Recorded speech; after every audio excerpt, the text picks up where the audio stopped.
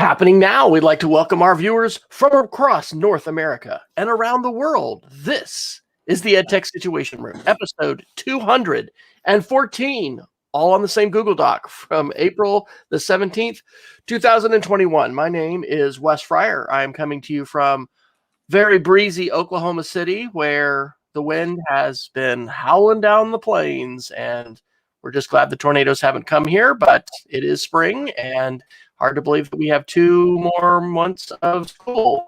At least we do. We finished up in late May. So I'm joined, as always, by Dr. Jason Neiffer, whose very snappy virtual background always looks a lot better than mine. I had to move sheets of towels because we've got some packing up going on around me here as we do the show. So, Dr. Neiffer, how is life in Big Sky Country today? I'm pretty well, and as it turns out, spring is very much here, so much so that I have all the windows open in my office tonight, and I really look forward to the coming weather. And my wife and I are having a conversation about, we're not quite ready to resume our international travel schedule yet, but we're talking about certainly I want to go see my parents soon. And I still have to be very cautious because I am what I've called in the past an immunosuppressed American. So I have, by medication, my immunity is kind of down for the count a little bit. But there's some evidence that I'm developing some antibodies, and I've had 2 shots of Moderna, and I hope to get to see my wonderful parents soon. And then we're also maybe talking about taking a road trip somewhere in the Southwest and kind of doing some Airbnb surfing to kind of get out of Montana. But we're not just here to talk about my travel schedule. I'm actually Jason Neiffer, the Assistant Director and Curriculum Director of the Montana Digital Academy, Montana State Virtual School. It's located on the beautiful University of Montana campus here in Spring Lake, Missoula, Montana. But tonight, we're gonna do the EdTech Situation Room. And Wes, what is the EdTech Situation Room all about? We comb the internet for articles that involve technology, but generally have a direct impact, sometimes an oblique impact, but usually a pretty direct impact on education. And we use our proverbial educational lenses to analyze and critique and sometimes rant about these articles. So tonight's show, which you can access all of our links at edtechsr.com/links. We've got a Google Doc that has 214 episodes worth. Topics tonight are security, social media, copyright and fair use, pandemic-related, space, Google, Apple, connectivity, digital divide, and the favorite topic of miscellaneous. I will note, before I'll toss it to Jason to choose our first topic, that we did visit my parents up in Kansas this last weekend, and it was quite joyous. It was wonderful, and they had just, in the last maybe 2 weeks, opened up their retirement community to take down the security guard gates and whatever, guard shacks that they had, taking temps and everything like that, and limiting access, and then even opening up their dining facility for dining with some guests. So definitely a challenge as we, ease into this transition time of different choices and, different speeds at which folks are making adjustments. But we're making some adjustments in school with dining.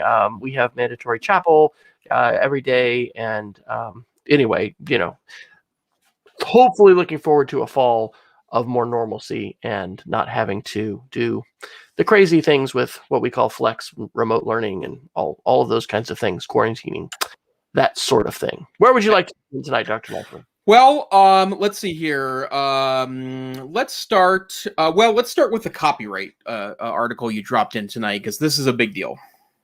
Okay, sounds good. So this is an article that involves Google. This comes from NPR, National Public Radio, on April 5th. The headline is Supreme Court hands Google a win over Oracle in multi-billion-dollar case. And we have talked on the show on various occasions about copyright and fair use, and also, about software and patents and the ways these things, what can be copied, what can't be copied. And so the bottom line is Oracle was mad because they developed Java. Google, according to the article, used about 11,500 lines of the Java code. And that may sound like a lot, but that's only about 0.4% of the overall Java code base. And then I love this. This is just awesome for those of us that are fair use advocates and want people to know what fair use of copyright law in the United States is and exercise those rights. This language is beautiful. Quote, and because Google incorporated that 0.4% in an entirely new and quote, transformative code for Android smartphones, that was a fair use under the nation's copyright laws, and Oracle is not entitled to payment. So there were some dissenting votes. This was a 6-2 vote with one Supreme Court justice abstaining from the participation. Justice Amy Coney Barrett did not participate in the case. Oracle saying things, they stole Java and spent a decade litigating as only a monopolist can. That behavior is exactly why regulatory authorities around the world and the United States are examining Google's business practices. But of course, Google calls it a win for consumers.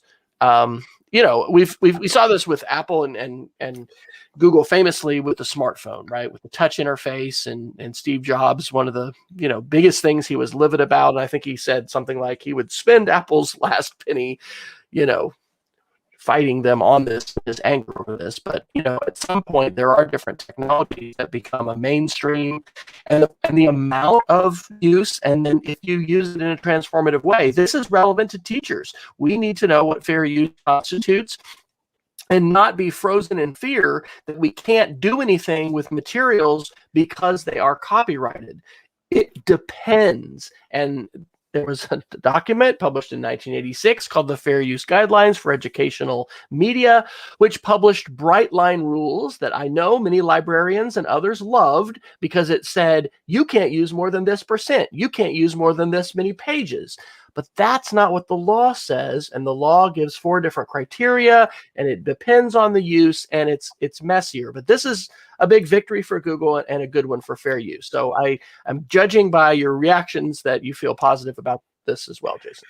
I do very much so. And before I jump into the Google thing, just a reminder, your librarian would love to talk to you about copyright law. And it's weird because in working with teachers over the last 23 years now, I've been in education. It's, a lot of people think that you have way more rights in copyright than you do, and a lot of people think that you have way less rights than you do. And the best way to clarify that is to talk to an expert. And in almost all cases, your librarian's going to help you out to provide that expertise for you. That's one of the many things that they provide that is a very relevant service in 2021 that you may not be thinking about directly in your building, your district, or even your public librarian would love to help you with that information. But I did keep a close eye on this. I was delighted to see that Google had won, and I was following this in part because I do think this would have been very disruptive to a large percentage of the technology industry, and there were a lot of technology companies that came in on behalf of Google in this particular case, and I'm glad to see it was finally resolved. And it's been a long time coming. Yeah, absolutely. All right, where to next? Well, sure. Let's pick up some other Google news while we're kind of talking the Googles for a second. First, a rest in peace and a happy trails to LG that announced earlier this week on Monday that they will be out of the cell phone business. And the reason why I offer my condolences is because I do think this is a major loss to the Android marketplace. And I have a broader point to make in a moment about where Google, I think, is struggling in the Android arena. But the point I would make is that LG made a lot of really interesting cell phones over time. And for the longest time, I was actually an LG phone user. My favorite phone of all time, even including my current iPhone, which I'm a very, very big fan of, was the LG V20, which was a phone that was released, I think it was in 2016. And one of the reasons why I loved LG phones so much was that they were oftentimes available pretty cheap because they would lose their value very quickly. They would release a flagship phone that a year later would be used a tenth of the price of the new phone was a year prior. And this is my LG V20. I love this phone. It was thin, it was light. It had a beautiful large screen on it, and I don't have the back cover on here right now because I'm in the middle of a project with it. That, you know, it had a replaceable battery, which is something that I enjoy quite a bit, and had a wonderful camera. But the innovation of this particular phone was that in the same year that iPhone got rid of their headphone jack, LG doubled down on it, not just providing a headphone jack, but they integrated an audio processor in here that I unfortunately can't really tell the difference between most. You know, I can tell the like really bad audio, I can tell, but good and great audio sometimes is hard for me to hear. But I could hear the difference and loved the digital audio processor on the LG V20. And they've, over the last 4 or 5 years, you know, really did try to create interesting phones that maybe weren't necessarily wide market audiences, but spoke to something very particular. And I love that phone, and I was sad to give it up, in part because it wasn't getting Android updates, and it only received one major upgrade. It should have received 2, and that's part of where I think LG struggled. And the point that I would make is that, you know, the power of Android is that it can install on tons of different form factors. And in fact, a lot of interesting Android devices have been released that power TVs and security systems and other means of pieces. And in fact, at one point, you know, Google had a vision that they could release well-managed Android tablets in schools, for example, that never really came to fruition. I have it up for sale on Swappa right now, but this phone is the Unihertz. They call it the Atom phone, and it's a phone that's built kind of as a. It has a huge battery on it, but it's kind of like a rugged phone. I bought it on Kickstarter last year. Forgot I had purchased it on Kickstarter, and then it showed up earlier this year, or I'm sorry, late last year. And I love this phone. It's really interesting, kind of a brick, but in a good way, and it had a lot of positive benefits to it. You're not going to find Montana. You need a durable phone sometimes, I think. Obviously, when you live in rugged Montana, you need a rugged Android phone, right? So yeah, absolutely. And you know, but the problem is that minus Samsung, and to a lesser extent, Google themselves, there just isn't much successful competition there. And part of it is that Google can't seem to figure out how to push people to send out upgrades and keep security patches on there. The marketplace hasn't really necessarily created a lot of alternatives. And I still like Android. Right now, I'm much happier with iOS, I will say, as I did move there, you know, a couple months back. But I think it's a sign that they got to figure out what to do with Android, because I don't think there's a really clear answer to that at this point. And the one thing that's super interesting, and we haven't said this word for a while, of course, these are being transcribed as we say these words, but Huawei, the company that is very innovative in China, and, you know, now I guess can't install native Google apps, and you know, is being blocked, and in this, and we're reaching this point. This is not the tech correction. This is like the, you know, the China US. I don't know what we'd have to come up with for that.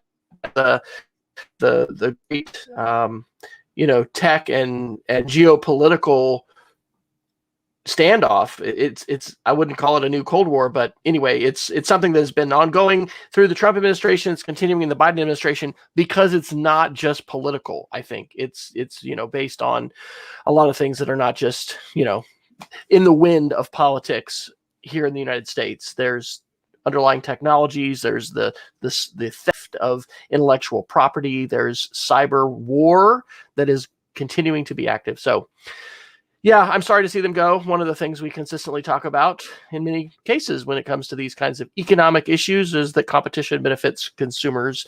And as we see LG depart, that is probably going to be a sad thing. So I know that there are some other folks creating, you know, some different Kickstarter phones and trying to make some other phones that can work. But it is pretty hard to, you know, produce a great functioning phone, especially at scale. So it will be interesting to see what, you know, the trajectory of Android is, as well as these other future different kinds of operating system projects to see how those develop. Anything else Google-wise you want to talk about? Yeah, a couple quick ones. First, Google I/O is back in May. It'll be a virtual event this year. It's also for free. I'm actually trying to schedule some maybe regional car travel and maybe some life events in the next couple of months. I'm gonna get a little bit of minor surgery later this year, and so I may or may not be able to attend that. But if I can, I will. They usually have really interesting things there about Chromebooks. And usually about where they're going with education development. So that's something you should keep an eye out for. And then two things that are related to Google and education. First, Chrome Unboxed reported on April 2nd that in education accounts only right now, maybe rolled out to other kinds of Google services, they now allow saving of progress in Google Forms. Now, you have to be signed into account to do this. Otherwise, how could they save your progress, right? But if you start in on one computer and move to another computer, then your progress on that form will be saved if it's associated with your email address. And right now that's only in education. And obviously that's for quizzes in particular, the quiz feature in Google Forms. But I thought that was an interesting note.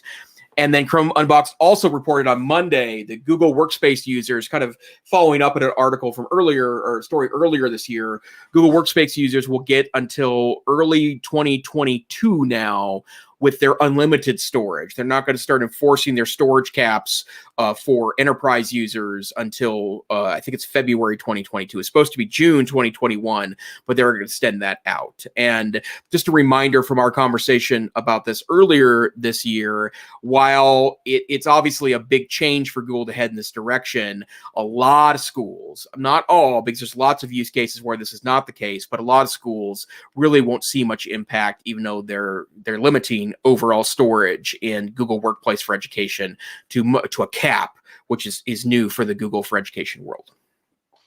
Yeah, we had a Google event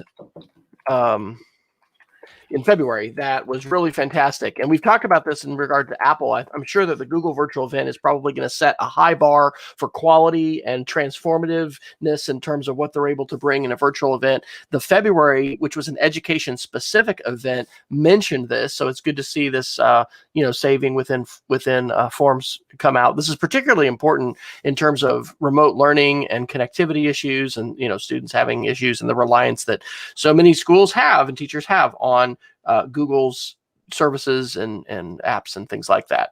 But I think that's great. Maybe someday, in addition to a planned, face-to-face, hopefully in Montana, barbecue reunion with some beverages and barbecue, maybe Jason and I will go to something like Google I/O.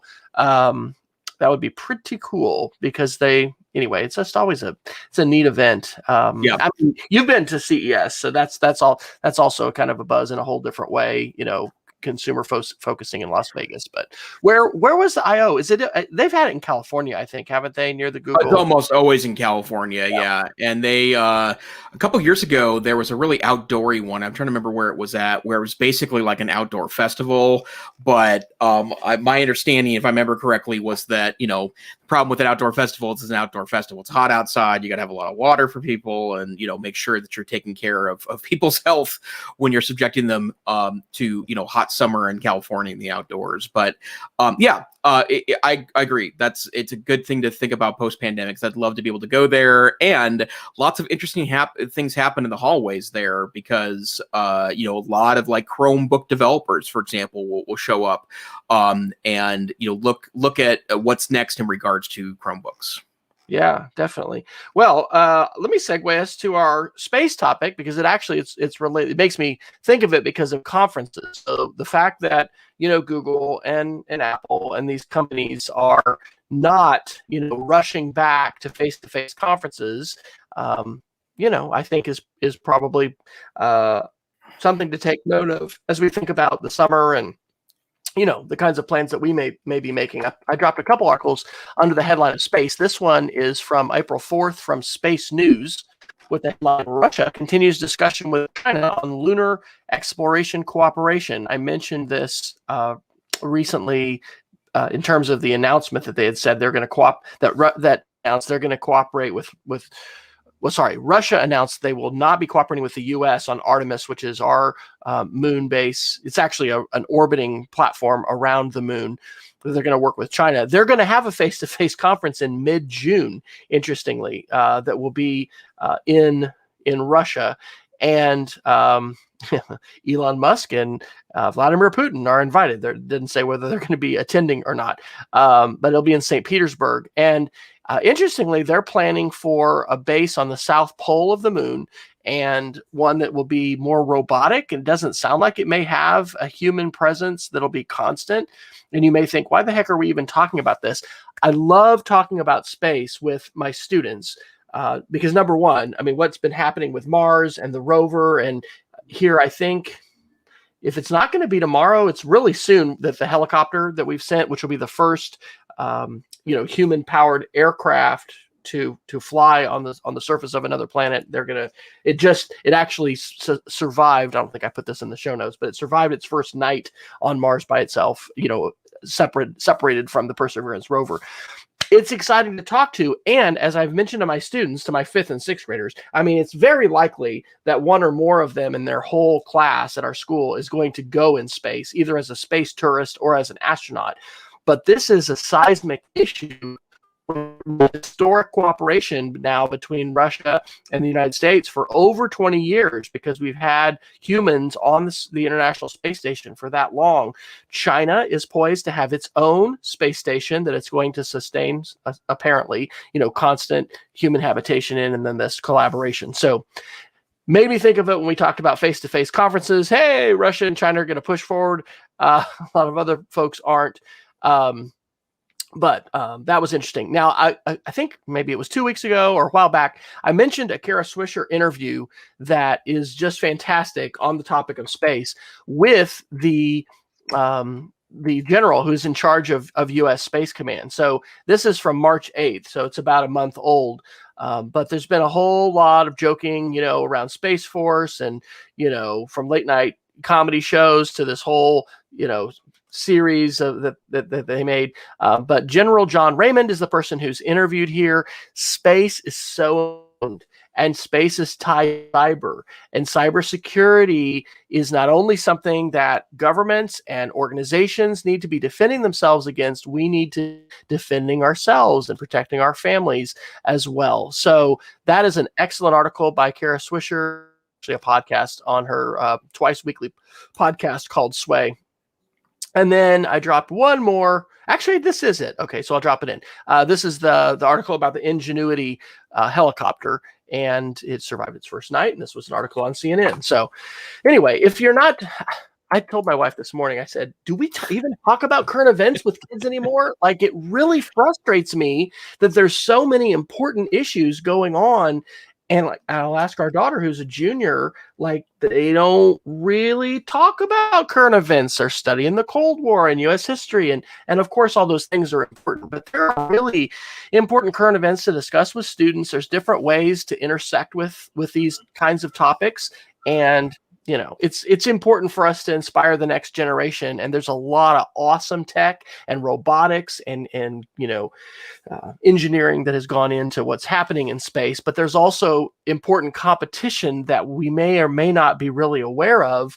And certainly what's been announced with China and Russia and the moon is a sign, sadly, I think, but just a sign of kind of where geopolitics and economics and space is today in 2021, and is probably going to be for the foreseeable number of years. So, Dr. Neiffer, are you going to be investing in any space mining companies?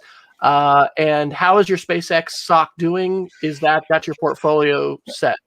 I do not have SpaceX stock. I do have Tesla stock. And the other stock that I am invested in, just full disclosure, is that I did invest in BlackBerry because their real-time operating system, QNX, which is actually something that, this is way out there nerddom, 22 years ago, you used to be able to download QNX when it was kind of an open source platform. And install it on a machine. And that's the kind of things that nerds do on the weekends, right? But QNX is the operating system that was used in the Crew Dragon that was, very aggressively covered in the last or during their test and then their takeoff to send crew. And I was really interested in that. And I had heard later that was QNX software. And then I'd also read that BlackBerry was pivoting towards QNX as a means of, they're obviously not going to be a cell phone manufacturer that's going to find much success due to the size of their company. But yeah, I am very interested in this. And I also think that there's a lot of interesting things here that we need to keep an eye on. And I do think that the Earth's future is in a lot of ways tied up in ways that we could perhaps utilize the resources or even space in other locations. And so I thought all these articles were interesting evolutions in that direction. And on a real positive note, astronauts will tell you, and there was a wonderful video that NASA published in January on the orbital perspective. It's like 30 minutes long. And I might actually just show that to my kids at some point this year. I've showed an excerpt. But like when you can see the Earth, even from low Earth orbit, it is a transformative thing. It is really, really powerful. So I think it's good that here in the next 5 to 10 years, we are very likely with space tourism to see a much larger number of people experiencing what it's like to be in technically outer space. Is that going to change the ways in which folks have been able to weaponize social media and, help authoritarians rise to power and threaten democracy? See, these are all open questions. This is why we need our young people to figure out these issues, because there's a lot of stuff we have to figure out. That's political. It has technological ties, but it affects us in terms of politics. So where to next? We're just getting through the topics tonight. We are. Let's talk a little bit about connectivity. So Wes, why don't you start with your interesting T-Mobile announcement? Yeah, this is CNET today on April 7th. T-Mobile announces widespread launch of consumer home internet service. And I think we might have mentioned this before, because this is something that's been in a pilot project for a while, but now this is going mainstream. $60 a month, unlimited, with speeds up to 100 megabits down with no data cap. That sounds pretty good. And this is going to be affected by 5G, but this is not strictly a 5G. It says it takes advantage of T-Mobile's 4G, LTE, and 5G network. So you get a 4G, 5G modem rental that doubles as your router. They say there's no throttling on it. You don't have to be a current T-Mobile customer. If you want to cut the service, you'll just return the router. And then actually they put in some helpful numbers that I think we might have mentioned in terms of the pandemic with like how much bandwidth do you need, but in terms of Zoom, they recommend 3.8, basically 4 megabit down, and upload of 3. So basically 4 up and down for 1080 HD group video chatting. Netflix recommends 5 down for watching HD, 25 megs down for 4K streaming. That's why you don't want a lot of kids doing 4K streaming on your network at school, probably. But I think that's pretty exciting. So how's the T-Mobile coverage in Missoula? I know they came. You're a T-Mobile customer now, aren't you? Indeed, yeah. I am. Going on 4 years now, and it was one of the best changes that I've ever made. And where does the time go? It goes fast, doesn't it? And I'd make a couple observations about T-Mobile here. The first one is that the particular signal at my house isn't super great, right? Like, and I'm in an upstairs bedroom. My office is in an upstairs bedroom in addition on the house, and if I go like this, I can get all 4 bars, right, or 5 bars, or however I'm counting on here, and right under us is a is the primary bedroom, and it's in the basement actually, or partially underground, and I can get a decent signal down there. The rest of my house I really can't, but if you go to the T-Mobile map, it says that my neighborhood, it's a little lighter pink than the darker pink elsewhere, but really pretty solid, and I never have issues getting a signal anywhere in my house, including in the basement. And it's been pretty great. But what's been really awesome about T-Mobile for me is that there's just so many extra things they add to it, right? The plan we have gives us free Netflix. The plan we have gives us free passes on GoGo Wi-Fi. You get access to Oingo Boingo, Oinga Goingo. Yeah, it's not on Go Boingo, but I think it might be Boingo Wireless or something. Yeah, there you go. So you get a free account to that, which Dead Man's Party is not included. Yeah, so unfortunately, and I thought of other titles that probably aren't appropriate for our family-friendly podcast, but the that service is really great when you travel because you can oftentimes get signed into more premium free Wi-Fi with that app. It's a really, really great service. We really like our T-Mobile service, and we're paying about almost a third less, and I have a large family plan that has been pretty great. But I've been very, very happy with it as a service, and I do really like the notion of being able to have internet that is over wireless. I think there's something to that. A lot of other places on Earth use that as a primary means of delivering internet access, and I think it's part of the access solution that we need to get more people access. And in fact, that leads to our second connectivity article really well tonight. Go ahead, sir. I'm going to do Peggy George's question real quick. Yeah. And then also, but chime in. Do you have that thing in the window for T-Mobile that will give you better coverage? Like you put it on in the window facing the tower. That's the best. We've had one for a while, and we got it free from them. So it's like a repeater kind of. So we have one that's sort of deeper in our house, and then there's one that's in the window. And I need to message them to see if there's an upgrade, because I think we've probably had this thing at least 4 or 5 years, and they probably have better technology. AT&T has something, if you have not great coverage, that, what is it called? I've forgotten, but it's a different technology because it actually plugs into your broadband connection. It's called an M-cell, and it makes an actual cell tower signal off of your broadband, but the T-Mobile technology is different. But I think it really is very significant that T-Mobile says they're not throttling this, because like on your tethering and stuff like that, I mean, there's throttling, and then that's a huge consideration to say, hey, can I live on this, right? Because if you are, working virtually, and you reach this data cap and suddenly you can't Zoom call anymore, that's a big deal. In the chat, Peggy asks, what can you do if you think your cable company is throttling your access? I would say first contact them, take a look at the specifics of your plan. In our case, we're with Cox Communications, and this is something that they've had as part of the plan, that you have a data cap, but they didn't enforce it.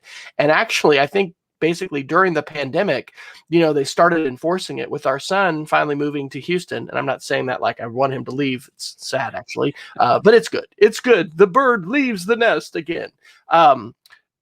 We're not going to probably need the additional data because he's been working full time since July on top of the data consumption that we've had. So I'm going to probably be able to adjust our bill a little bit and save a little bit of money. But see what the terms of your contract are, and also when you log into your account for us, I can see month to month, and there's a graph, and it shows what that is. So they should be forthright with you in terms of a data cap, and specify what happens when you reach your cap, if you're throttled or if you're just charged more money. In our case, I think they just charge you more money and they let you keep, consuming bandwidth, but they're going to sock it to you. So yeah, Peggy said she's a Cox as well. So I would expect, Peggy, you probably have a data cap. And then the throttling may more be on just the speeds. Like they only let us have 30 up, even though I'm positive the connection supports a symmetric, we could be, we're paying for a gig down. We should be able to get a gig up, but they simply won't give it to us. That throttling, I think for Cox at least, is a function of the tier that you're on. Our son is going into a new apartment complex, which has Google, AT&T fiber, and I'll have to get the exact specifics, but he's paying something in the ballpark of about $60 and he's going to have 300 down and 30 up, I think. So for T-Mobile to say $60 a month for 100 down, that's pretty good. Yep, absolutely. And I have 20 up. I have 400 down, 20 up, which is pretty decent for Missoula, but I mean, it is limiting too, especially if you have multiple people on conference calls, or you're broadcasting worldwide on a Wednesday night, and your wife wants to also go to her book club, which we've had to do pieces like that as well.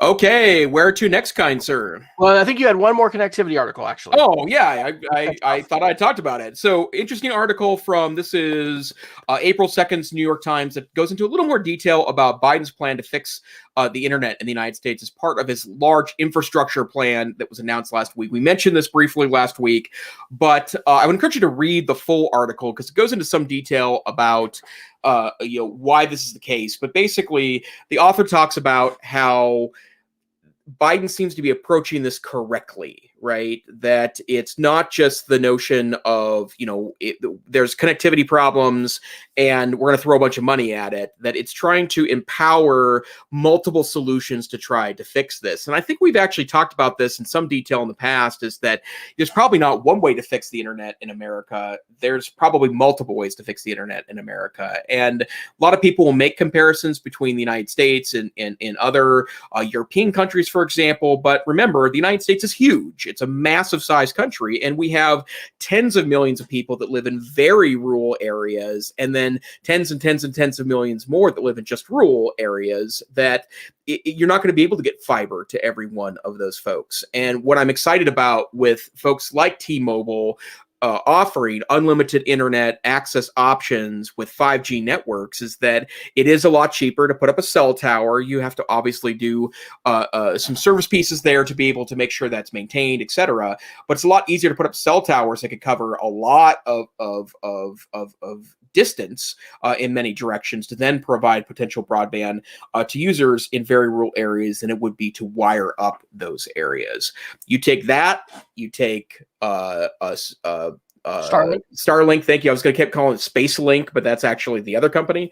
Starlink is a potential. And then they talked about in this article that they really also want to empower something that in the past has actually been legally criticized, which is local co-ops putting together sometimes patch together solutions to provide additional broadband opportunities. They really want to empower cities and towns to make their own co-ops to find their own internet if that's what works best for them. And so I'm very excited by this. I think that the numbers vary on the individuals that have unreliable internet. Some estimates say upwards of 40% of Americans have internet that is not considered robust enough to do education or business work on it. That's a real problem, I think, for the world's most industrialized nation. We need to find a way to fix that. And I have a lot of hope that the Biden administration's investment in infrastructure will head us in the right direction.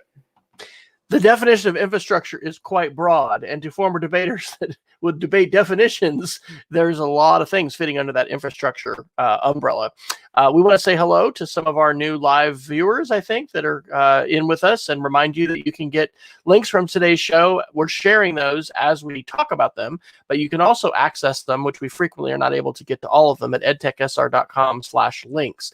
We have the most remaining articles under the headlines of security and social media, and we don't actually have the tech correction as a topic today, which I know some of you have lived in fear that this was becoming the tech correction show. But let's pick up a kind of a weird one that I enjoyed, and this is some new technology, which I'm sure Dr. Neiffer probably is the master of already.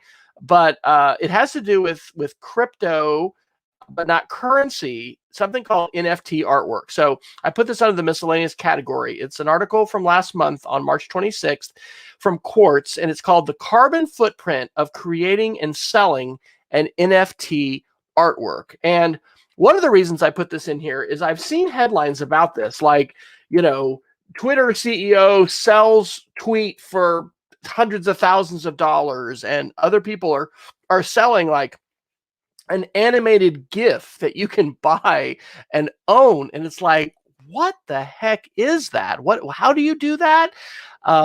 Because we've generally thought that the digitization of works, for instance, artwork, would mean folks are not going to make money, because it's Nicholas Negroponte being digital 2001, once you've digitized things into zeros and ones before the, I guess, quantum computer age, it's virtually free to transfer that around the world on the internet. So this article by Aaron Davis, the reason I like it is it goes through these different scenarios. It's about carbon footprint, and it compares an artwork that you would sell at a point and click sale, and the person's gonna need to pack up the work and drive to the shipping place, and it's gonna fly around a little bit, and how much carbon or CO2 does that actually produce? And the answer for that point and click delivered through FedEx is about 3/4 a kilogram of CO2. That doesn't really mean a great deal to me. But the thing the overall point of this is that when you use technologies that are like, we've heard of cryptocurrency mining, and we've probably heard about lots and lots of electricity and power being utilized. There was an article, I think, in Wired probably a few years ago that was talking about how weird this has been for college dorms, because they basically don't charge kids for electricity. And some students actually set up their own cryptocurrency mining operations, and utilizing huge amounts of electricity from the university. I mean, even needing to go to like Lowe's and Home Depot to get their, special coolers and fans and things like that were cooling down their systems, because there's a lot of electricity that's utilized when you try and, mine through these computer programs, cryptocurrency. So creating what is called an NFT. And an NFT is a non-fungible token. And so they describe this and break it down that there's a couple ways to produce these, but the main way that the NFT is created is the miners basically have to try and guess what the next code is in the blockchain, and then once they guess it, they're able to add to that blockchain, and then they're able to sell it, and they make money. But it takes a huge amount of energy to do that, and part of this is also undefined because it's in terms of how much electricity it uses. But they say 128 kilograms of carbon dioxide would be consumed just for a single sale using this NFT. There are different ways that you can use the crypto programs, crypto art, and then to talk about how to respond to that. And one of them might be just not participating in it. But there are, if you want to talk about something really geeky that probably none of your friends are going to be able to, I don't know, maybe have an intelligent conversation about, not that that's very fun, but proof of work versus proof of stake. There's two different ways with cryptocurrency to go about this, and proof of stake uses far less energy. And it sounds like it basically is that if you have been doing this for a while, the more you're invested in the cryptocurrency, it's more likely that you're going to be the winner. But I don't think we have at all talked about NFTs. I've seen these articles and I'm like, what the heck is that? You bought an animated GIF? What does that even mean? But by using blockchain, I guess, and one of these, exchanges, you're able to say you are the owner of this, and it's weird. I mean, you want to talk about how money isn't real? What is that? I own an animated GIF.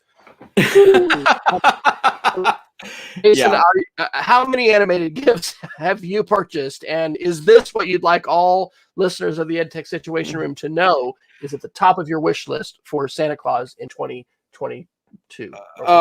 Well, full disclosure, I own Dogecoin. So Dogecoin is one of the cryptocurrencies that it was started as a joke several years ago. And then Elon Musk has been super into Dogecoin, and I just, as almost a joke, I invested a little bit of money in Dogecoin a couple of months ago, and I'm doing very well on my Dogecoin. Let's put it that way. I'm not making gazillions. I don't have the name of the two brothers from the Facebook thing. I don't have their amount of Bitcoin or anything, right? But I do own, I think it's 35,000 Dogecoin. So I've got me some Dogecoin. I don't really understand non-fungible tokens yet, even though I'm trying really hard to, because I know digital artists, right? And I've actually quizzed them a little bit in the back channel on some social media platforms. In fact, one of my dearest and best former students she's actually in a graduate school program right now after spending most of the last 10 years working in digital art. And I'm hoping she'll explain this to me, because all of her work is usually digital, not physical in form, although I do have a painting of hers in my home. And I'm hoping to connect with her soon, in part because I want her to explain this to me. The part that I think I understand, there was an article the other day, there's a meme called Overly Attached Girlfriend. And there's a woman that's behind that called, and I can't remember her last name, Lania is her first name, but she sold the meme image, like the original meme image that she created, and by auction it went for $411,000 to someone that it's apparently there's a group called 3F that has been collecting not only NFTs but also buying up catalogs of artists, in part to own a lot of digital intellectual property. And the reason why I mentioned the Overly Attached Girlfriend sale was that the articles that I've read about NFTs the last couple of days suggest that by owning the NFT, right, so you get some say in what happens to that image. You have rights to that image, and that somehow that can do something for, when images spread like memes do across the internet. And I can't remember who it was that who spoke, but one of the people that kind of didn't want to become a meme, it became a meme, said that, ignoring the money that these creators can make from auctioning off the NFTs, that, the tweet I'm reading is from, her name's Allison Harvard. I don't really recognize the meme, which is, money aside, minting the creepy NFT allowed me to authenticate and stake my claim on my image. For years, they have circulated the internet without me ever having a say on how they were used. I feel like I got to take my power back today, so thank you all. It means a lot. And she sold her to the same group, the 3F Music, for $72,000 and $82,000. And that's not a wholly unreasonable number when you consider if it's one of the very popular memes and the image spreads like wildfire, that there has been economic activity driven off of that. I just don't get yet how Miss Harvard, right, who is clearly trying to stake a claim to her image, which I think is a quite legitimate piece of her identity, right? Like that monetizing that, I think, is quite reasonable. I just don't know how you get your identity back in that way, right? Do you then get to sue? Is there a way to how do you license it, basically? How do you license and allow for the reuse of that, and then be compensated as the owner of the NFT and the creator? Right. Yeah. And it's the NBA that has also started this discussion as well, because they've sold a lot of NFTs in the marketplace for, great shots, right? Michael Jordan's slam dunk at this particular game or whatever. Yeah. And so there's something here, and there's obviously something here, right? But I guess I would also say that I want to see where this goes. I don't think it's the worst thing to for people that want to monetize creative works, right? And there's obviously a debate about, if you don't want to monetize them, you should have the opportunity to do that too. That's the whole thing behind open culture movements. But I'm curious, and it's interesting. I don't know where it's going yet, but it's certainly very interesting. Well, and I think the whole climate change, use of carbon dioxide, carbon footprint is really it's important. Because there's some crazy numbers when you look at cryptocurrencies and what's going to be required to continue to mine Bitcoins, in terms of how hard it gets, as it goes further. Probably not the Dogecoins. Peggy George has come to our rescue, as she often does. Kara Swisher has a podcast that was back on March 22nd of this year about NFTs. So we'll check that out. Thank you. Absolutely. All right. Where do you like to go next, sir? I just want to do a quick Apple article.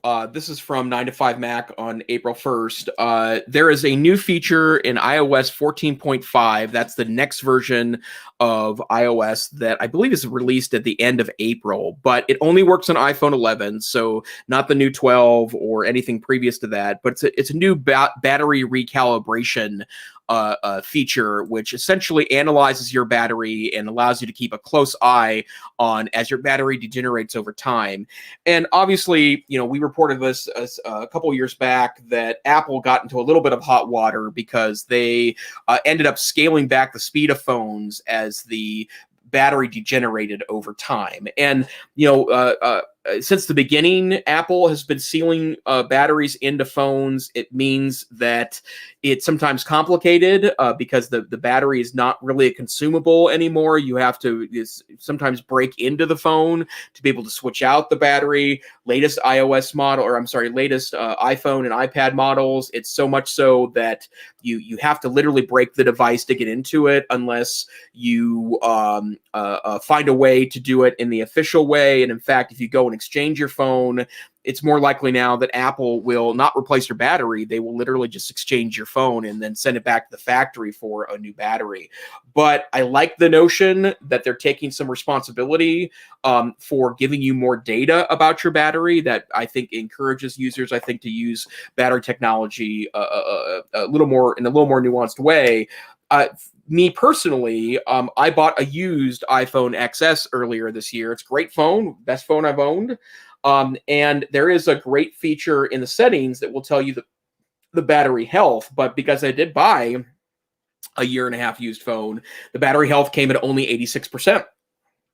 On this phone. I know it gets way better battery life than I'm getting out of it right now, right? And at some point I might take advantage of the Apple battery service. It doesn't really matter in my extended quarantine because I have a charger with me close at hand all day long. But I think it's really great that Apple's building more tools to give you data about your batteries over time.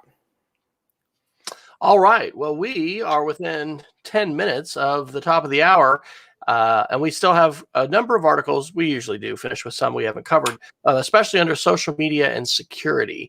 Why don't let's do a couple social media ones. I'm going to do one that I missed entirely in November. And of course, it's easy to miss tech news. There's so much stuff going on. Fleets. I did not even know this is a thing. Twitter has a feature called disappearing tweets. They were available for everyone starting in November of 2020, and it's to try to encourage you to share more things that you wouldn't want part of your permanent digital footprint. Doesn't sound like a great idea, but I guess kind of copying Snapchat a little bit. Everyone can start fleeting, it says. And then also in terms of Twitter, I mentioned this one in the show a while back. Oh, well, there's the Jack Dorsey NFT. So I'll drop that in. Yes, Jack Dorsey sold the first tweet for $2.9 million. Bridge Oracle CEO paid almost $3 million for that. What is up with that? Yeah, I don't know.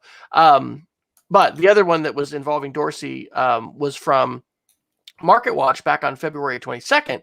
And of course, we hear Dorsey, who's the CEO of Twitter, say all kinds of things. But he was saying back then that Twitter was considering implementing subscriptions and other forms of payment. The headline is Tech CEO says Twitter needs to go all in on subscriptions. It's very interesting to follow what's happening. Oh gosh, what's the name of the? I've set up a newsletter that I've never sent out yet. I was just tired of paying MailChimp. And I put what is this? It is on Substack. There's a number of journalists now. There's Patreon for micropayments and supporting people who are creators. Substack is now a pretty successful model for journalists being able to, again, get subscribers. And I think that's the bandwagon that, Twitter's wondering if they should be jumping on. So, Dr. Neiffer, were you aware of fleets? Are you fleeting? And are you looking forward to cashing in on the millions that are probably waiting for you if you just would only turn on the subscription option for your Twitter channel? Well, Wes, I have fleeted once, and I got it early, and I was like, this is just like stories on Instagram, and so I did fleet once. It was a picture of my dog, because really when I'm posting pictures, a good 9 out of 10 of them are of my dog or my cat or a travel location, right? I mean, it's an interesting service in the same way that stories are interesting on Instagram, but it's stories on Instagram, right? Like if I want to share stories, I'd go to Instagram, and that's not what I want to share on Twitter. I want to share 200 and something odd characters at a time, right? So for me, I think that's not that interesting. I don't think it's a terrible idea to offer subscriptions for Twitter, in that there are people I probably would pay to follow, right? There's lots of independent journalists. One of the things that I love about 2021, that it doesn't make up for the fact that, the internet did really shake up journalism in a way that we haven't figured out our way out of yet. But there are a lot of independent writers, a lot of independent video producers, a lot of independent content creators and experts that I probably would pay. I'm not saying a lot for, but in the Patreon model, right? Pitch a couple dollars to someone that I know is going to give out good content. And when you click on ads on Twitter, or when you see an ad on Twitter, that's not paying the producers, that's paying the platform. And that's a different deal, right? And I do think that some people have Twitter accounts that are worth paying for. I hope that this leans more towards micropayments, kind of the Patreon model. I could see very popular tweeters that are producing content and sharing it via that mechanism doing very well. If I could agree to pay, a X, Y, and Z producer 50 cents a month, $1 a month to be able to get access to their account. But, if the content's worth it, if content it sells, I think that's another way to help fund content creators, whether it's more on the traditional news side or maybe more on the more modern entertainment side.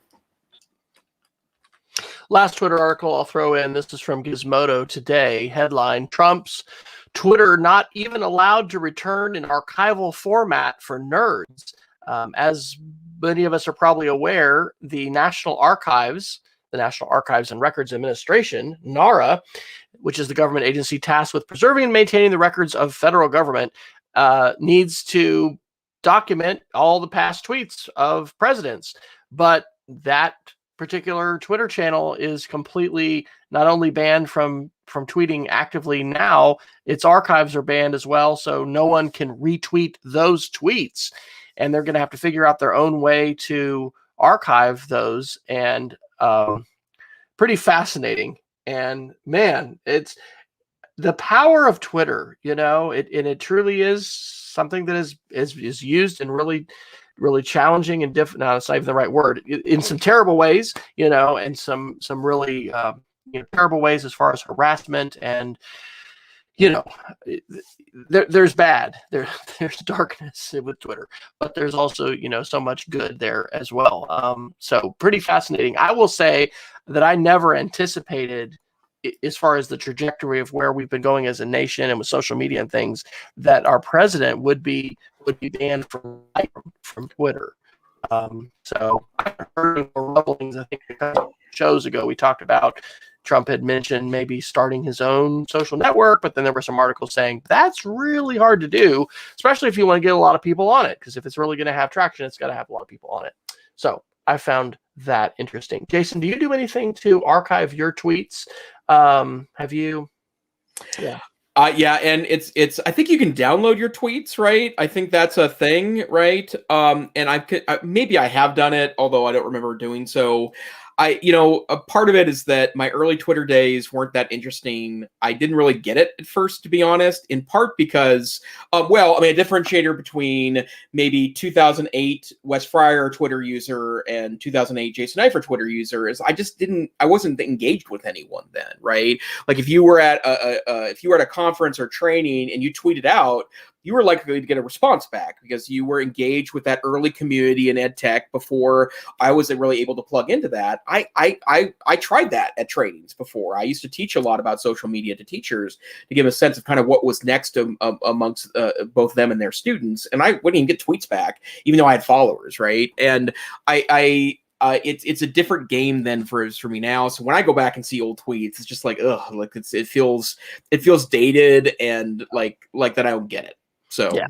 I tend to, I don't know if it was 2015 or 13 when I first was at Montana, or one of those first conferences, and you had the bear trapping session, right? You got to trap like your bear trap for your information. Twitter has become that for me. And yeah, me too. The tool I use to archive my own and search it, no longer can work because of the API. Well, hey, we're at the top of the hour. We're going to have to carry forward, I think, our security articles. There was a little Facebook hack, but we'll talk about that later. Jason, Geek of the Week. Mine, I looked quickly and I thought I had mentioned this before, but I don't think I have. If you are an Android person, one of the cool things you can do with older Android devices that are no longer getting updated is utilize third-party software. You can actually install a third-party version of Android and keep it fresh and up to date. And one of the ways, the reason why I have my V20 phone, my 4-year-old V20 phone, is that I am going to install a fresh version of Android via something called Lineage OS, which is actually the second reiteration of a long-standing Android distribution that installs on many phones, and they just updated to the latest version, which is Android 11. And so I'm going to keep this hardware going a little longer, mostly because it's a fun, nerdy project. But if you have an old Android phone at home, go to lineageos.org. It's not always as easy as just downloading instructions to be able to do it. A lot of phones are tied up with security that disallow this particular process. But if you like to tweak and you like to do nerdy stuff and have an old Android phone sitting around, lineageos.org. Fantastic. And then Peggy's dropped into our chat how to download your Twitter archive. So check that out if you, we'll put that in the show notes. Mine, oh shoot, there's Linear Archive again because I didn't copy the right link. My Geek of the Week is a podcast, but it was a Sunday read. So the daily is sometimes reading articles, and I think it's like a 53-minute listen.